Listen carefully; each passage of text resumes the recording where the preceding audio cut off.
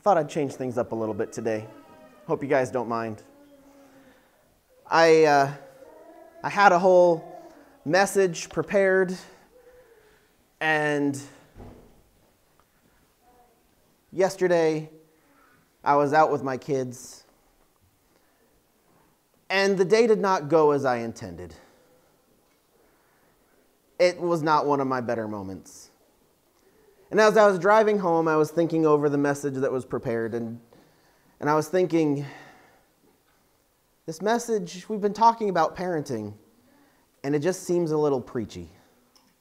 Like I have it all together, and I'm telling you guys how to do it, and that's not it at all.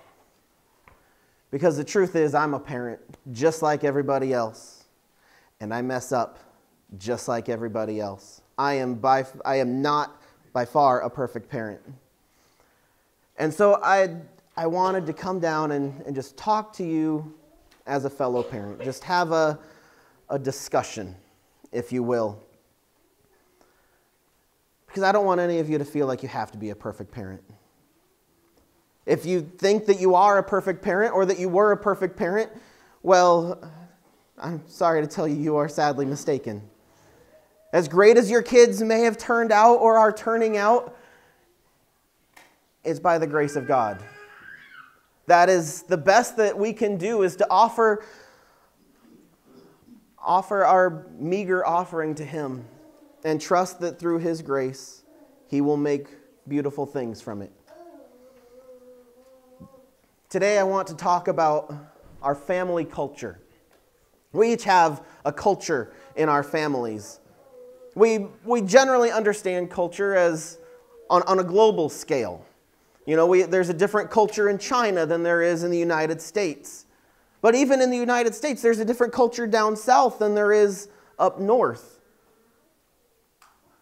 When I spoke to Dr. Norman Moore last week, we got into a discussion about the church culture.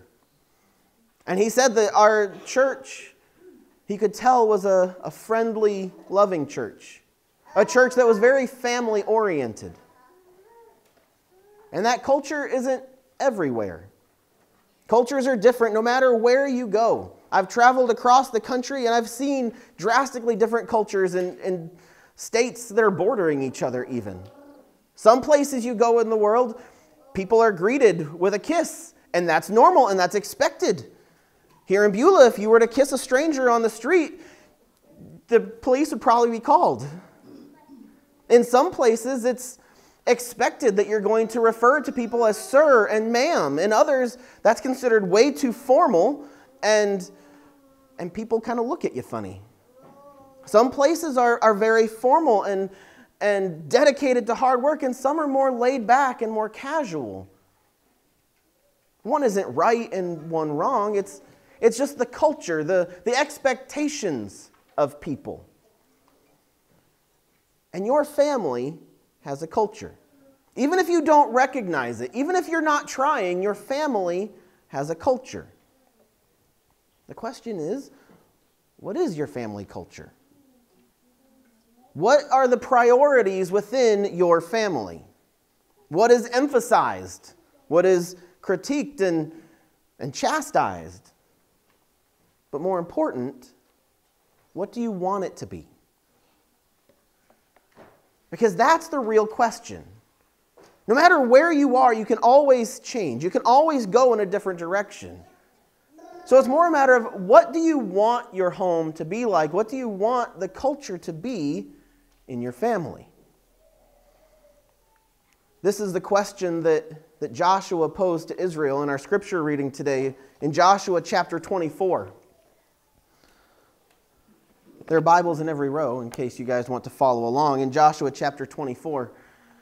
But Israel had been led into the promised land. They had been promised this generation since they were born.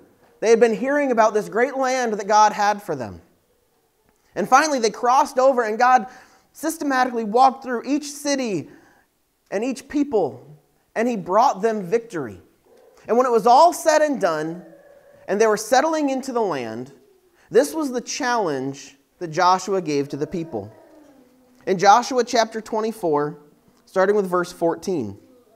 It says, "Therefore, fear the Lord and worship him in sincerity and truth. Get rid of the gods your fathers worshiped beyond the Euphrates River and in Egypt, and worship the Lord. But if that doesn't please you to worship the Lord, choose for yourselves today, which will you worship? The gods your fathers worshiped beyond the Euphrates River, or the gods of the Amorites in whose land you are living? As for me and my family, we will worship the Lord."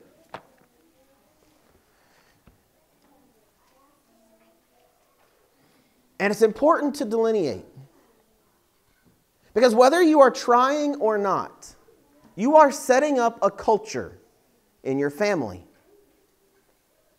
You are dictating the priorities and the things that are important. Joshua's charge to Israel was make a choice. Who will you be known as? What will your house be a place of? So what about you? What about your house?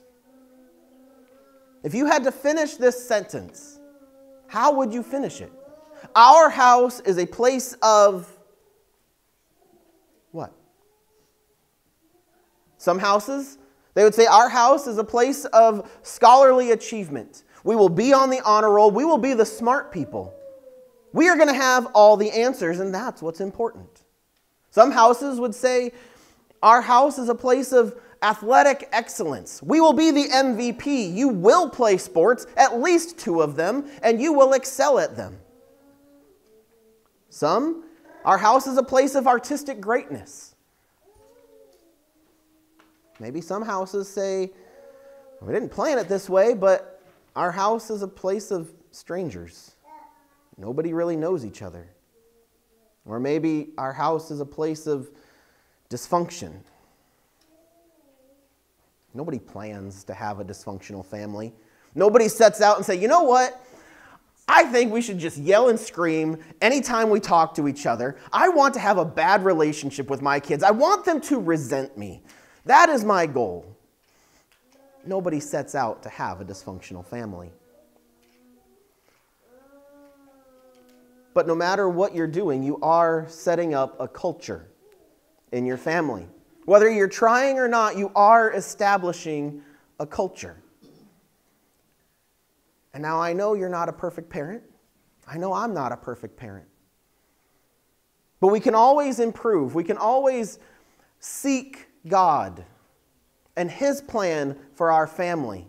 To take His family culture and to claim that as our own. To say, my house will be a place of worship, a place where we focus on God.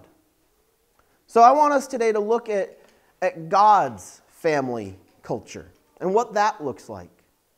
First of all, God's family culture is a culture of togetherness. This means caring for others more than you care for yourself. And this goes beyond just, oh, well, I'm trying to do some nice things. This is thinking more of the other person. Because in our society, families are becoming distant.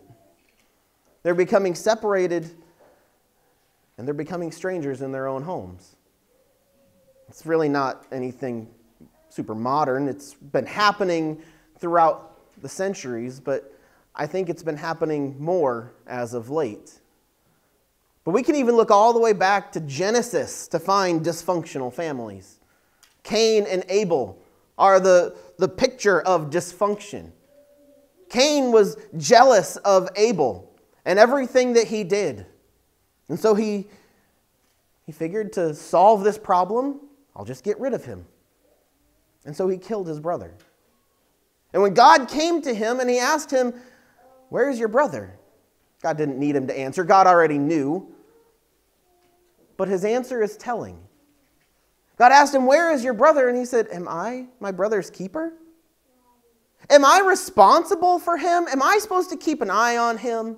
Am I supposed to watch out for him? And God's answer is yes. Yes, you are your brother's keeper. You are responsible for him. Jesus tells us the exact same thing.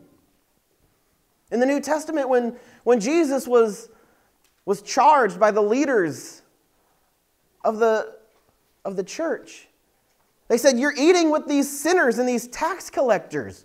What's wrong with you? Why are you doing this?" And Jesus told them 3 parables. All 3 of them had a similar message. The first 2 was the parable of the lost sheep and the parable of the lost coin. And these ones emphasized the great lengths that God would go to bring back that which is lost. And it also highlighted the great rejoicing that took place when what was lost was found. And the third one is similar, but it adds an extra layer. It's the parable of the lost son.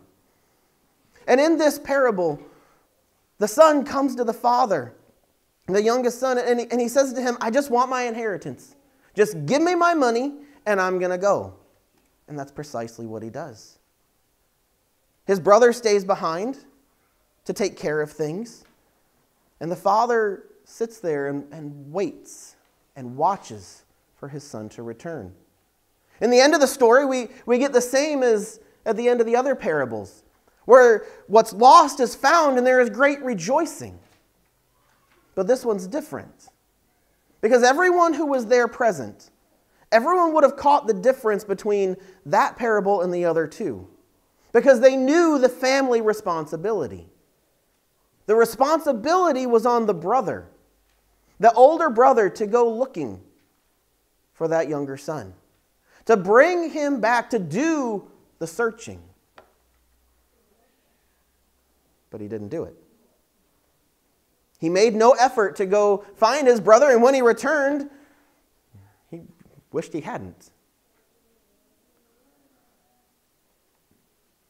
Jesus was telling the people, it's your job to go out and to find your brother. All these lost people, your brothers and sisters, they are your responsibility. And because you're not doing it, I'm here to do it for you. Because you see, your brother and your sister, they are your responsibility. It is your job to bring them along, to care for them, to walk this road together, to do life together. That means that you play together. That means that you work together. That means that you come to church and you worship together. Because it's all too easy to be in the same home yet to be complete strangers. To live under the same roof but to not really know each other. So turn the TV off. Put your phone away. Gather together and eat meals. Sit and have a conversation. Spend time together. Don't let your kids cocoon themselves away. Shut themselves in their room with their electronic devices or their books or whatever they have. Don't let them seclude themselves. Bring them into the family. They're probably going to hate you for it. But it's important to nurture and to create and to maintain a culture of unity within your home. And that's not just spending time together. That means that when problems arise, when there is conflict, you work it out. You talk to each other. You apologize if you need to. And when the other person's talking to you, you listen to them. You seek to understand their heart, where they're coming from. Maybe you're the one who's wrong. Maybe they're wrong and they just don't realize it. You're still going to fight. This is not going to get rid of all the problems in your family. But no matter what happens, with a culture of togetherness, no matter what fights may come, in the end, you always come back together. You're always there for each other. And there goes my remote. The second piece of the culture of God's family is a culture of mission. This is instilling a purpose behind what we do. This is giving a reason for the things that we do. Because each of us, we're human, and we like to think that we're in charge. We like to think that we're calling the shots, that life is all about us. Each of us enters this life believing that my life belongs to me, and nobody can tell me what to do.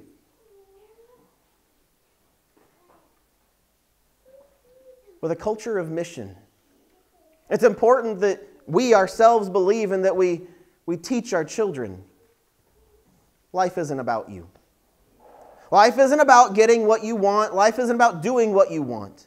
There is something bigger behind it. Jesus makes this clear in Luke chapter 17. He says, "Whoever tries to make his life secure will lose it, and whoever loses his life will preserve it." We must create a culture in our homes of mission. A culture of mission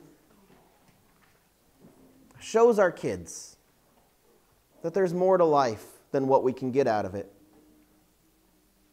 Your kids need to know that there is a better reason to go to school than to just prepare yourself so that you can hopefully get a good job someday so you can accumulate wealth. We need to teach them to serve. Bring them along with you. When you serve at the church, when you mow the neighbor's lawn, when you donate food or clothes, or whenever you are helping someone else, bring them along with you and explain to them why. Show them and tell them, this is why we're doing it. This is why this is important. And let them experience for themselves the lasting joy of self-sacrifice rather than the fleeting pleasure of self-indulgence. Because a home must have a healthy foundation. And a healthy home foundation means service. A healthy home foundation will be hospitality. It will be adoption. It will be generosity pouring out. Your children are never too young to serve at whatever their given capacity. They are never too young to help in whatever way they are able. The goal is to strive to be the best that they can be so that they can serve others and give it away. Rather than the culture that our society teaches us to take it all for myself and indulge myself as best as I can. Finally, God's family culture is a culture of delight. Because every child comes into this world seeking the answer to two questions. Number one, am I loved? And number two, can I get whatever I want whenever I want it? And the second one needs to have an answer of a resounding no. But the first one needs an unconditional yes. No matter what happens, you are loved. Because our children are desperate for someone to delight in them, for someone to acknowledge them, for someone to enjoy them. And it's true of both parents, but guys, it's especially true of us. You would be surprised, maybe you wouldn't, at the number of adults that admit, I would have given anything for my father's attention or for my father's approval. This is what we are sending out into the world. Maybe it's how you feel. But today you have a chance to keep your kids from saying the same thing. You need to make sure your kids know that they're not a mistake,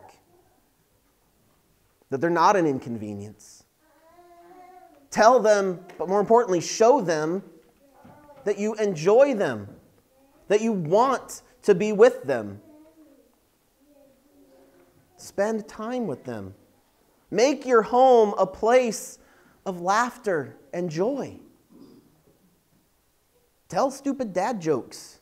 That either gets a groan or a laugh at my house. Either way, I figure it's successful. Make them laugh. Do a funny dance. Put a silly hat on your head. Have fun with them, whatever it takes. At my house, we have game night some nights where we come together and we just enjoy time together as a family, laughing and playing and having fun. We have a Fire TV on the TV in the basement. And I've downloaded some games on there. And every once in a while, we'll sit around on the couch. And there's a game that you're given a scenario, and everyone has to choose sound effects to go along with that scenario. And you would not believe the joy that can come from a few grandma jokes and fart noises. See? But be intentional. Be intentional about having fun, about bringing joy and laughter into your home. And give your kids attention. By that, I mean give them your face. Because when you stop and think about it, when you get home, what generally gets your face? Either the TV or your cell phone. And yeah, your kids may be around and you may be together, but your face belongs to the phone. You kind of and half listen to what they say. Give them your attention. Show them your face. Put the phone down and engage with them. Listen to their crazy stories about what happened at school. Maybe that'll bring laughter. Dream about their next project or their next adventure with them. Do more than just be there. Do more than be present. Be engaged. Because the truth is, one day they'll be gone. And you'll walk through the halls, the spotless, silent halls, and you'll long for the days when they were filled with laughter. Home should be a place of unconditional love. No matter what they've done, no matter how bad they've screwed up, your kids need to know that they're welcome back home. No matter what their mistake. The other night, I know it's hard to believe, my kids were being crazy. They were bouncing off the walls, they were not listening, and I had it up to here. I was very frustrated, and I sat them all down on the couch, and I gave them a stern talking to. I told them, this is the expectation. This is who we are as a family, and this is where you've gone wrong. And then I settled down. And I shared my heart and my desires for them and for my family. And it was late, and so after that, we did our regular bedtime routine stuff, and we sent the youngest ones off to bed.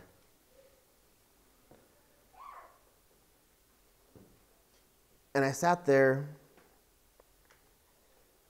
and our youngest daughter was snuggled up to my wife. Many of you know we're in the process of adopting.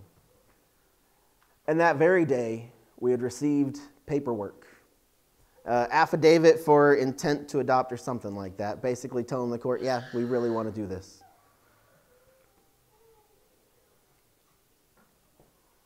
And we sat there and we had a discussion. It was not the best day. It was a pretty rough day. But in spite of that, in spite of the stern talking to, in spite of the things that went wrong, we shared that we still want her, that we still love her, that we still desire her and delight in her. And your kids need to know that. That even when things go wrong, even when you've had it up to here, that does not change how you feel. That you still love them. That you still enjoy them. That you still delight in them. Because your family culture is whatever you make it to be. For good or for bad. And maybe you grew up in a great family. Maybe your parents were there for you. Maybe they taught you great things and they taught you everything you need to know about being a parent.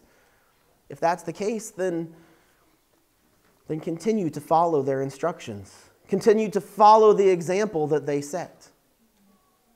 Maybe you came from a dysfunctional family. Maybe your family was not stellar.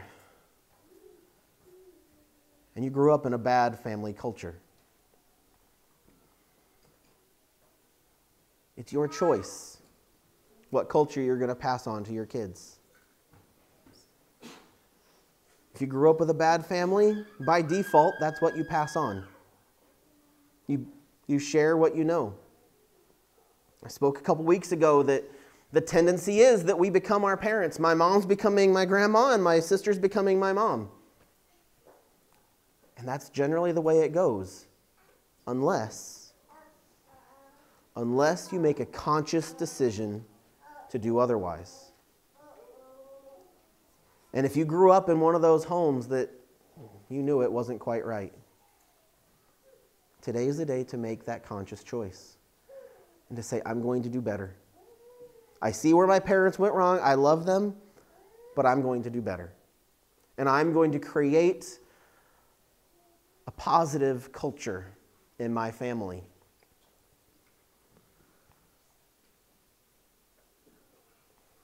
If we continue on in Joshua chapter 24, it tells us that the people of Israel continued to follow God until that generation that saw all his mighty works passed away. And then they began worshiping false gods and falling away from God. There's going to be a day when you're not there. When your children are on their own and they will make their own decisions. They will no longer have your words, your guidance to tell them what to do. In that day, the culture that you have set will persevere. The culture you've set will live on. And it's a big task. And it's a heavy burden. And you may be thinking, this is just too much. I'm overwhelmed. I've already failed too much. I'm already a failure as a parent. I just can't do it. And if that's what you're thinking today, then I would encourage you to go home and to spend some time with your Heavenly Father. Talk to Him. Read His Word. Seek what He has to say. Listen to what He has to say about you, about His children. And you will find over and over that God declares that He delights in His children, that God delights in you, that He enjoys your company, that He wants to be with you. He wants to have fun and laugh with you. And the more you realize that God delights in you, the more that will change your life. The more it'll change how you think and how you act. The more you realize that your Heavenly Father loves you. The more you realize that He wants to be with you. You'll begin to become like Him. And it will change who you are. And it will change your priorities. And that will begin to shape your family culture. So seek after God. You're not perfect. But God's grace is enough to fill in the gaps where we are less than perfect. I'm in this with you. I know I need God's grace just as much as you. but we serve a faithful God who will carry us through and help us to set God's family culture. Let's pray. Father, Lord, show us how much you care for us, how much you delight in us, how much you enjoy being with us. God, share with us your love. Transform us by your love. And God, help us to teach all that you're teaching us to our kids. God, though we may be imperfect, though we may mess up, God, help us to create a family culture that values unity and togetherness, that focuses on mission and serving others, but also doesn't forget to have fun. God, help us to delight in our kids and enjoy them while they're here with us, just as you delight in us. God, remind us of the culture that you want to create in our hearts and in our families. And God, may we make the conscious decision to do so. No matter what our past has been, no matter what our family culture was growing up, God, make your family culture our family culture. Go with us this week and help us to pour into our families as you pour into us. Go with us each step of the way, we pray. In your name, amen.